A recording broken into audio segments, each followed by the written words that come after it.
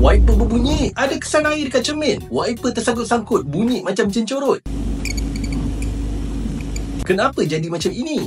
Ini biasanya berlaku sebab getah wiper dah keras dan juga haus. Bang, saya pakai tak sampai setahun pun tapi wiper dah berbunyi. Kenapa ya? Salah satu puncanya adalah cuaca panas di Malaysia. Haba yang tinggi buatkan getah wiper cepat kering dan juga mengeras. Selain itu, kalau jarang basuh kereta, habuk dan kotoran boleh terkumpul dekat wiper menyebabkan ia tak sapu dengan bersih. Jadi, apa solusinya? Jangan guna wiper material jenis getah yang biasa sebab ianya cepat keras dan juga haus. Sebaliknya, pakailah wiper silikon daripada MTech Kotek ini.